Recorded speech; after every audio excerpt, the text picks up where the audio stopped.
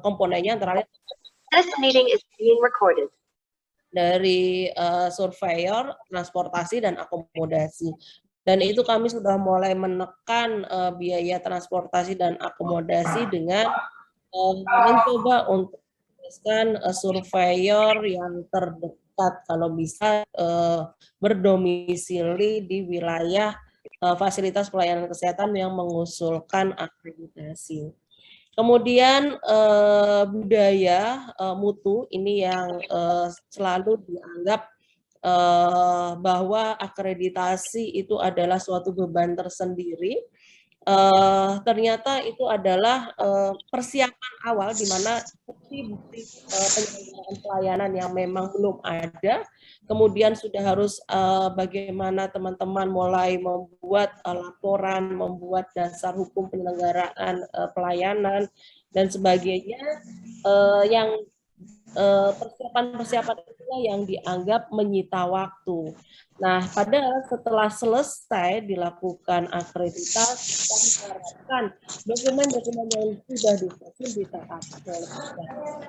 Tapi sayangnya adalah dokumen yang sudah disusun pada waktu persiapan akreditasi selesai survei sudah selesai.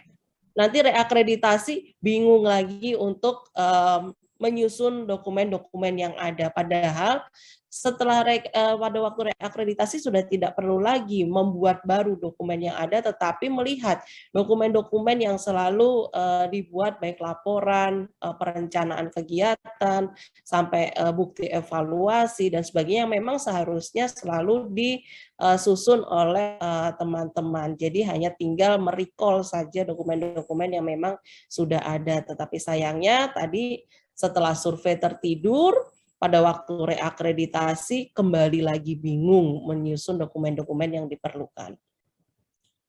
Kalau kita lihat dari data klinik yang sudah terakreditasi dari tahun 2015 sampai 2019, ini ternyata tingkat kelulusan bagi klinik itu sangat tinggi untuk paripurnanya, 44,13%. Berbeda sekali dengan puskesmas. Lulus akreditasi paripurna hanya 3%. Jadi dari sini ternyata terbukti bahwa klinik itu lebih mampu untuk meningkatkan kualitas mutu pelayanannya. Dengan terbukti tingkat kelulusan paripurnanya 44%, utama 32%, dan dasar itu paling sedikit hanya 3%, kebalikan dari data puskesmas yang terakreditasi. Untuk status kepemilikan, klinik yang terbanyak terakreditasi itu dimiliki oleh swasta, paling banyak itu adalah 109 klinik. Kemudian yang kedua terbanyak adalah klinik yang dimiliki oleh teman-teman dari TNI AD, itu 58 klinik dari AD itu sudah terakreditasi. Kemudian susul klinik yang dimiliki oleh pemerintah daerah, kabupaten, kota. Lalu klinik dari Polri itu ada 4 klinik yang sudah terakreditasi, dan klinik dari TNI klinik yang terakreditasi. Pusat ini 1 klinik yang itu adalah klinik yang dimiliki oleh suatu kementerian.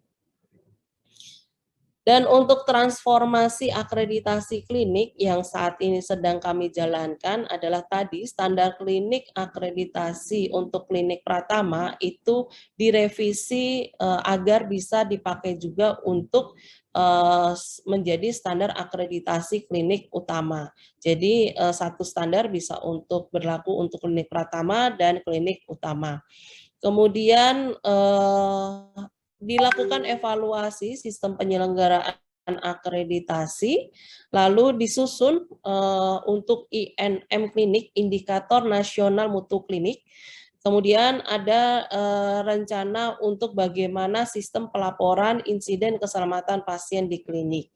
Jadi untuk khusus INM dan IKP di klinik ini secara sistem kami sedang menunggu proses dari registrasi klinik, karena untuk user untuk bisa masuk ke dalam sistem aplikasi mutu itu menggunakan kode registrasi.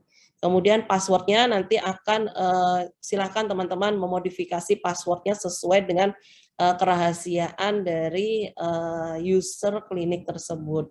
Jadi ini yang kami harapkan teman-teman Bapak Ibu sekalian, untuk yang kliniknya belum terregistrasi untuk segera dilakukan registrasi agar bagaimana kita bisa menjadi data dasar untuk penyusunan kebijakan terkait dengan Ini Bang. pelayanan sesuai dengan NQPS National Quality Policy and Strategy ini disepakati bahwa di Indonesia itu mengacu pada 7 dimensi mutu, antara lain pelayanan kesehatan harus aman, artinya menghindari atau terhindar atau meminimalkan terjadinya suatu insiden keselamatan pasien. Efektif, efisien, pelayanan dilakukan secara terpadu, tepat waktu, adil, berorientasi pada pasien, dan yang terakhir, seluruh pelayanan dilakukan secara terintegrasi. Dan di dalam intervensi peningkatan mutu di FKTP ini sudah terdapat, mohon maaf ini untuk indikator mutunya, ini kami sampaikan keseluruhan. Jadi seluruh fasilitas pelayanan kesehatan ini sudah terdapat indikator nasional mutu. Untuk intervensi peningkatan mutu seharusnya ini diawali dari sistem registrasi dan lisensi. Pada waktu fasilitas pelayanan kesehatan dilakukan registrasi dan lisensi untuk perizinan dari fasilitas tersebut, seharusnya sudah sesuai secara input itu sesuai dengan standar pelayanan fasilitas pelayanan kesehatan. Kemudian bagaimana proses penyelenggaraan pelayanan tersebut, inilah dilakukan suatu jaminan mutu internal, antara lain adalah mempunyai tolok ukur sejauh mana sih kualitas pelayanan yang sudah dilakukan oleh teman-teman. Nah, salah satunya untuk jaminan mutu secara internal, kita melihat dari tolok ukurnya, ini kita susun indikator nasional mutu.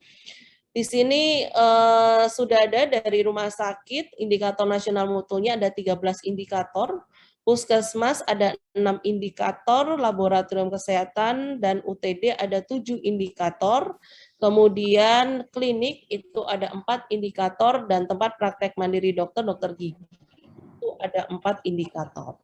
Dari seluruh fasilitas pelayanan kesehatan, indikator nasional mutunya itu terdapat 4 indikator generik.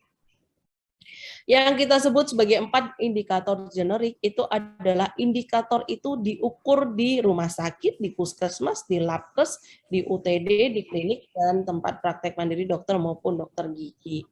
Jadi itu antara lain adalah kepuasan pasien, kepatuhan APD, kepatuhan hand hygiene, dan kepatuhan identifikasi pasien dengan benar. Dan untuk klinik itu indikatornya adalah terdiri dari karena untuk puskesmas dari 6 itu ada 4 indikator generik ditambah 2 indikator spesifik, antara lain adalah terkait dengan TB dan ANC. Kalau untuk klinik ini hanya 4 indikator generik saja. Kemudian bagaimana sistem pelaporan indikator keselamatan insiden keselamatan pasien. Ini kami mencoba nanti menyusun di dalam sistem pelaporannya secara internal ke KNKP tadi karena kita sedang menunggu proses registrasi. Jadi coding di dalam registrasi klinik nanti inilah yang menjadi kode username untuk masuk ke dalam suatu sistem aplikasi mutu. Kemudian dilakukan penilaian secara eksternal, inilah yang dilakukan akreditasi, dan ini semua bisa berjalan itu apabila ada suatu leadership atau kepemimpinan dan tata kelola yang baik. Terkait indikator nasional mutu klinik, ini yang tadi sudah saya sampaikan, untuk klinik ini yang berlaku itu adalah 4 indikator nasional mutu yang generik. Antara lain kepatuhan kebersihan tangan, kepatuhan penggunaan APD, kepatuhan identifikasi pasien dengan benar, dan kepuasan pasien. Untuk indikator nasional mutu kepatuhan kebersihan tangan, ini penilaian pengamatannya dilakukan di setiap ruang pelayanan dengan sasaran adalah petugas kesehatan yang melakukan pelayanan langsung kepada pasien. Dan yang dilihat itu ada peluang. Jadi selain kita melihat 5 moment, 5 indikasi dan 6 langkah cuci tangan, dari ini belum tentu indikasi cuci tangan itu merupakan adalah suatu peluang cuci tangan. Sehingga seorang observer yang melihat temannya mengobservasi apakah benar dia melakukan cuci tangannya, itu harus paham apa itu indikasi cuci tangan, apa itu peluang. Mungkin nanti akan dijelaskan lebih lanjut oleh Bu Tanti pada materi PPI. Targetnya itu adalah lebih dari 85% dengan formulanya adalah jumlah tindakan kebersihan tangan yang dilakukan dibagi jumlah total peluang kebersihan tangan yang seharusnya dilakukan dalam periode observasi. Dengan besar sampel minimal itu adalah 200 peluang. Inklusinya seluruh peluang yang dimiliki oleh tenaga medis dan tenaga kesehatan yang terindikasi harus melakukan kebersihan tangan. Metode pengukurannya dengan cara observasi, kemudian instrumen pengambilan datanya adalah formulir kepatuhan kebersihan tangan, periode pengumpulan datanya bulanan, analisa datanya periodenya silakan mau bulanan atau triwulan atau tahunan. Penyajian datanya dalam bentuk tabel atau rancar. Nah, ini apabila tadi sudah bisa masuk ke aplikasi mutu, teman-teman nanti tinggal memasukkan ke dalam aplikasi sesuai dengan observasi yang ada, nanti akan langsung keluar analisa datanya. Kemudian indikator yang kedua itu adalah kepatuhan penggunaan APD, di mana penilaian untuk kepatuhan penggunaan APD, kepatuhan petugas dalam menggunakan APD dengan tepat sesuai dengan indikasi. Nah, di sini kami menyampaikannya sesuai dengan indikasi karena agar teman-teman tidak salah pemahaman bahwa yang disebut sebagai leveling APD level 1, 2, 3 itu adalah pemakaian APD pada masa pandemi. Nah, apabila pandemi sudah berakhir, maka pemakaian APD adalah sesuai indikasi transmisi apa yang akan kita hindari. Apabila misalnya transmisinya adalah transmisi melalui transmisi kontak, berarti harus melakukan handscoon. Apabila airborne, misalnya menggunakan masker dan sebagainya. Kemudian metode pengukurannya itu adalah sama dengan kepatuhan kebersihan tangan dengan cara observasi. Sasarannya adalah seluruh petugas pemberi pelayanan yang terindikasi menggunakan APD. Oke, untuk formula penghitungannya, jumlah petugas yang patuh menggunakan APD sesuai dengan indikasi dalam periode observasi dibagi jumlah seluruh petugas yang terindikasi menggunakan APD dalam periode observasi. Inklusinya seluruh petugas yang terindikasi harus menggunakan APD dan eksklusinya itu tidak ada. Metode pengumpulan datanya dengan observasi. Kemudian besar sampel ini menggunakan rumus Lovin. Jadi apabila total populasinya itu kurang dari 30, maka besar sampel sama dengan total populasi. Apabila jumlah populasinya lebih dari 30, ini ada rumusnya. Kalau di dalam aplikasi mutu, ini sudah langsung dihitungkan oleh sistem, jadi teman-teman nantinya tinggal memasukkan populasinya, akan langsung keluar berapa besar sampel yang dibutuhkan. Cara pengambilan datanya itu non-probability sampling, kemudian periode pengumpulan datanya bulanan, periode analisis datanya silahkan dipilih mau bulanan, triwulan, atau tahunan. Kemudian untuk kepatuhan identifikasi pasien dengan benar, ini adalah indikator nasional mutu yang ketiga. Itu antara lain adalah identifikasi pasien dengan benar adalah suatu proses identifikasi yang dilakukan pemberi pelayanan dengan menggunakan minimal 2 penanda identitas. Itu misalnya adalah nama lengkap, tanggal lahir, NIK, dan identifikasi pasien dengan benar itu bisa dilakukan dengan 2 cara, baik secara visual maupun secara verbal.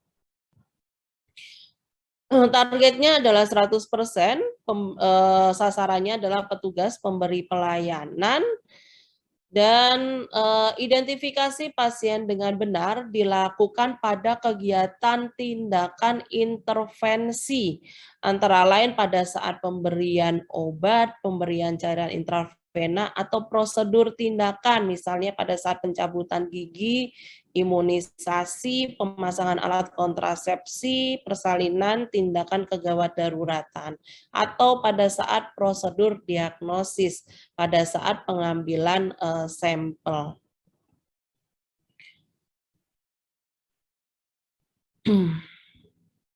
Nah, untuk rumusnya, penghitungannya itu adalah jumlah pemberi pelayanan yang melakukan identifikasi pasien dengan benar dibagi jumlah pemberi pelayanan yang diobservasi dalam periode observasi kali 100%. Untuk besar sampelnya sama dengan kepatuhan kebersihan tangan, itu menggunakan rumus Lovin. Periode pengumpulan datanya bulanan, analisis datanya bulanan atau triwulanan atau tahunan. Kemudian yang terakhir adalah indikator nasional mutu untuk kepuasan pasien. Di sini kami menggunakan Permenpan di dalam mekanisme kepuasan pengukuran kepuasan pasien ini. Dan di dalam Permenpan ini sudah tercakup, targetnya itu adalah harus lebih dari 76,61%. Besar sampel itu diukur dengan menggunakan rumus Krejci dan Morgan and Krejci. Dan ada 9 unsur yang dilihat di dalam pengukuran kepuasan pasien, itu antara lain adalah persyaratan, sistem dan mekanisme dan prosedur pelayanan, waktu penyelesaian pelayanan, biaya atau tarif, produk, spesifikasi jenis pelayanan, kompetensi pelaksana pemberi pelayanan, perilaku pemberi pelayanan, penanganan prosedur, penanganan pengaduan atau saran atau masukan, dan sarana prasarana yang ada. Secara garis besar, kriteria sasarannya yang untuk responden kepuasan pasien itu adalah seluruh pasien, inklusinya, eksklusinya itu adalah pasien yang tidak kompeten dalam mengisi kuesioner, atau misalnya ada anak di bawah umur atau dia tidak didampingi oleh keluarga yang dewasa. Oke, ini terkait dengan indikator nasional mutu di klinik. Nah, lalu bagaimana dengan standarnya, standar akreditasi klinik? Ini yang saat ini masih berlaku, itu adalah standar akreditasi klinik yang tercakup di dalam Permenkes 46 tahun 2015. Namun sedang kami revisi, melihat juga Permenkes 14 tahun 2021 untuk klinik dan menjadi namanya yang tadinya standar akreditasi klinik pratama itu menjadi standar akreditasi klinik. Perubahannya itu antara lain adalah dari jumlah bab di dalam standar akreditasi edisi 2015 itu 4 bab. Kemudian standar akreditasi edisi revisi itu menjadi 3 bab. Jumlah standarnya dari 26 standar menjadi 22 standar, jumlah elemen penilaiannya dari 499 elemen penilaian menjadi 110 elemen penilaian. Secara garis besar di dalam standar akreditasi edisi revisi ini untuk penyelenggaraan pelayanan klinik, ini ada 3 bab, antara lain di dalam bab 3 itu terkait pelayanan kesehatan perseorangan.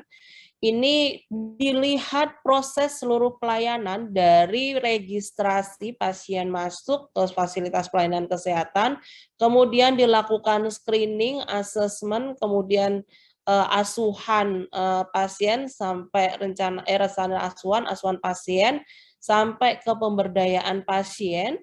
Kemudian kalau ada emergensi, pasien yang beresiko tinggi dengan tindakan yang beresiko tinggi, lalu dilakukan asuhan bagi pasien dan bagaimana inform concern-nya, kemudian pelayanan gizi, anestesi, sampai ke pemulangan dari pasien, apakah ada rujukan atau dia pasien pulang karena sembuh, kemudian pelayanan rekam medis, pelayanan penunjang, lab, radiodiagnosis, dan sampai ke pelayanan obatnya.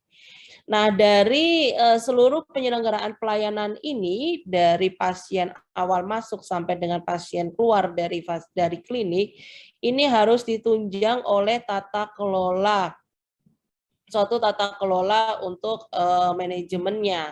Ini untuk tata kelola, ini ada TKK 1, TKK 2, sampai dengan TKK 4. Dari kita melihat visi misi tujuan struktur organisasi dari klinik, tata kelola dari SDM klinik, tata kelola fasilitas dan keselamatan, ini sarana, utilitas, peralatan, keamanan, bencana kebakaran B3, limbah B3, sampai limbah domestik, sampai bagaimana apabila ada kerjasama dengan pihak luar. Jadi ada tata kelola kerjasama. Dan di dalam melakukan pelayanan ini juga harus dilakukan manajemen resiko, antara lain adalah di dalam bab 2 nanti ada PMKP, peningkatan mutu dan keselamatan pasien. Peningkatan mutunya itu antara lain adalah upaya peningkatan mutu dan keselamatan pasien dari suatu klinik. Indikator mutu di klinik itu nantinya ada 2 golongan. Antara lain yang pertama adalah yang mandatori, indikator nasional mutu. Yang tadi saya sampaikan ada 4 indikator nasional mutu untuk klinik. Kemudian ada satu lagi yang spesifik, itu adalah indikator khusus klinik. Ada indikator mutu prioritas klinik dan indikator mutu unit pelayanan. Indikator mutu prioritas klinik itu otomatis satu, untuk di satu klinik indikator mutunya apa, kemudian di masing-masing unit pelayanan itu juga ada indikator mutu di masing-masing unit pelayanan. Kemudian penerapan 6 sasaran keselamatan pasien, dan pencegahan serta pengendalian infeksi. Ini adalah bagaimana peningkatan mutu dan keselamatan pasien di klinik dalam upaya penyelenggaraan pelayanan kesehatan perseorangan. Sehingga secara garis besar untuk itu apa yang harus disiapkan oleh klinik, antara lain periksa kembali seluruh perizinan, standar yang ada apakah sudah sesuai.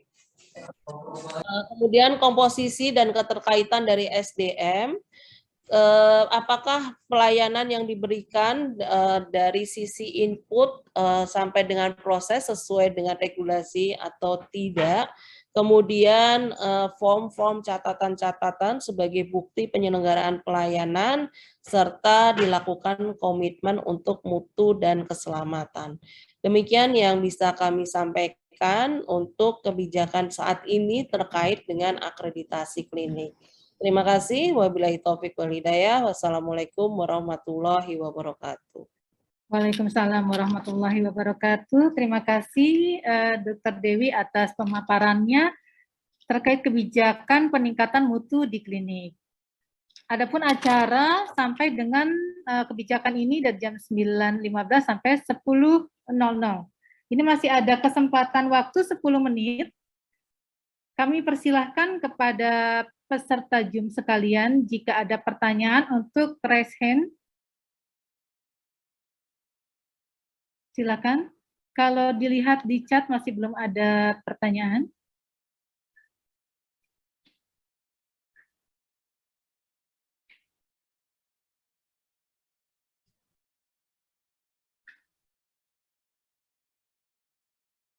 Bapak Ibu peserta workshop sekalian, ada yang mau ditanyakan terkait dengan kebijakan peningkatan mutu di klinik? Kami persilahkan. Selamat pagi, Ibu. Ya, selamat pagi. Izin Ibu, kami dari Klinik Garuda Lanut Abdurrahman Saleh mau menanyakan kepada Ibu Dokter tentang kebijakan mutu klinik FKTP ini. Untuk indikator mutu, itu kan ada dua tadi Bu izin ya, ada indikator nasional dan unit pelayanan. Yang kami tanyakan, kalau indikator mutu, klinik tadi ada 3, cuci tangan, pemakaian APD, dan kepatuhan identifikasi pasien. Untuk indikator unit pelayanan sendiri, nanti setiap unit-unit itu akan diambil mutu pelayanannya. Izin Bu, ada batasan mutu yang akan diambil untuk unitnya masing-masing? Terima kasih. Ya baik, terima kasih atas pertanyaannya dari Klinik Garuda. Mohon izin kepada Ibu Dewi, kami persilakan untuk menanggapi. Baik, terima kasih. Untuk indikator nasional mutu, ini secara mandatori seluruh klinik ini melakukan pengukuran terhadap 4 indikator nasional mutu. Antara lain kebersihan tangan, penggunaan APD, identifikasi pasien dengan benar, dan kepuasan pasien. Kemudian yang kedua adalah indikator mutu yang diukur secara spesifik di klinik. Jadi masing-masing klinik akan berbeda-beda sesuai dengan masalah yang dihadapi oleh klinik. Itu ada 2 golongan besar, itu antara lain adalah indikator mutu prioritas klinik dan indikator mutu unit pelayanan.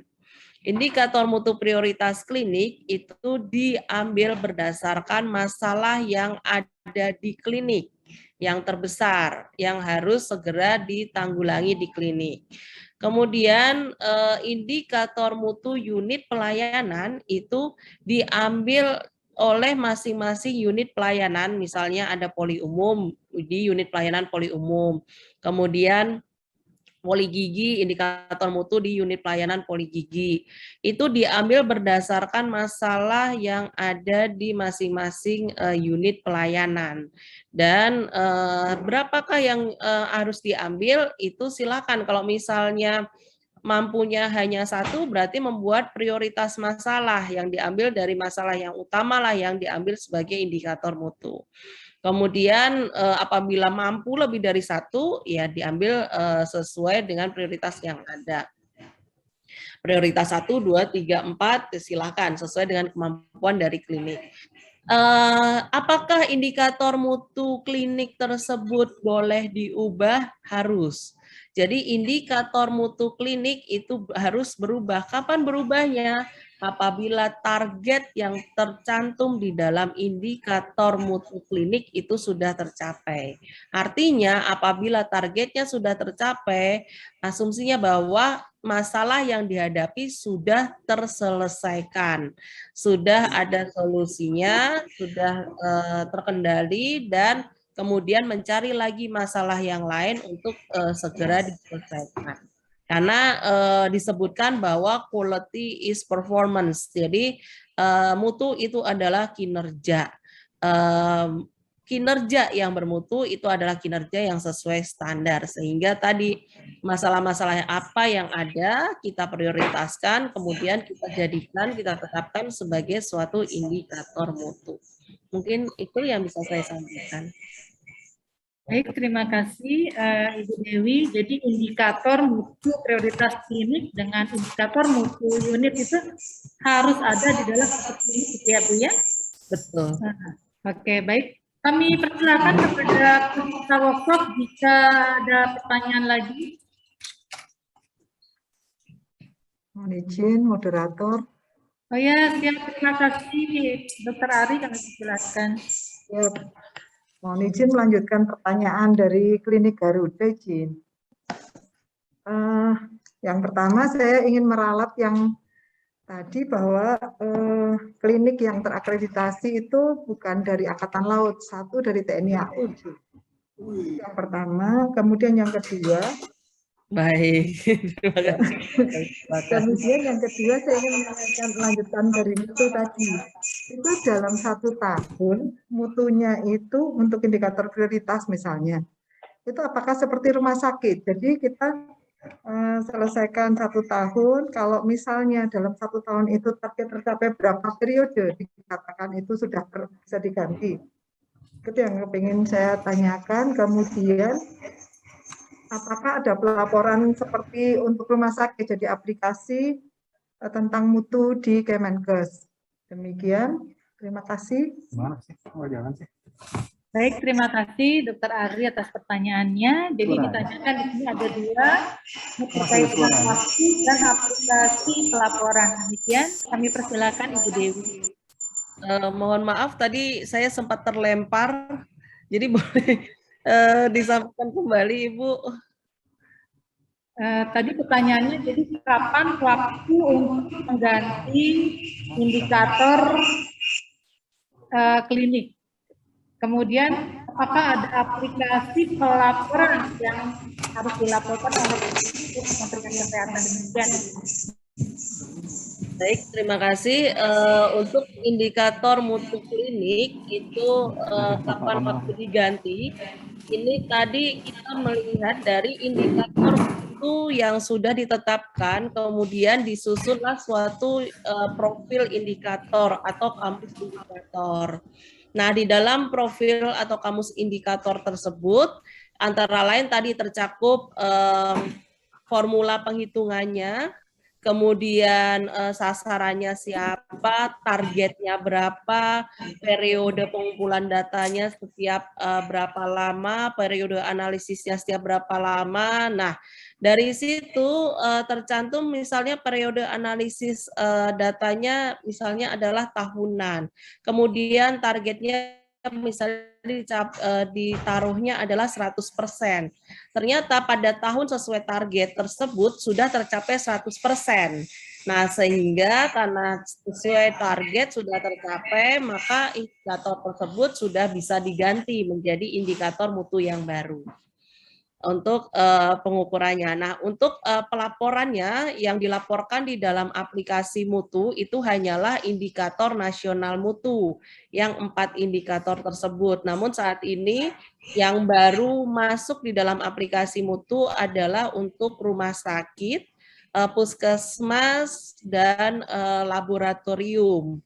Saat ini berproses untuk UTD dengan tempat praktek mandiri dokter maupun dokter gigi. Dan klinik ini kami menunggu proses registrasi klinik selesai. Karena tadi kalau registrasinya belum ada, kita tidak bisa memasukkan sebagai salah satu user di dalam aplikasi mutu tersebut. Nah, untuk indikator mutu klinik itu nantinya akan dilihat sebagai salah satu di dalam elemen penilaian akreditasi untuk klinik. Demikian. Ya, baik, terima kasih Ibu Dewi terkait dengan penjelasannya. Mungkin klarifikasi juga terkait dengan FKTP kami, Ibu, bahwa kami FKTP di TNI AU ini ada 67. Nah, itu memang yang baru terakreditasi baru 1, yaitu Klinik Garuda dengan status paripurna. Gitu. Baik, mohon maaf, berarti nanti akan kami edit kembali. Tapi Angkatan Laut juga mohon izin Ibu, Angkatan Laut juga memang sudah ada 1 yang terakreditasi. Nah, pada kesempatan ini semoga dengan setelah diberikannya workshop, FKTP yang berada di TNI AU ini yang terakreditasinya meningkat.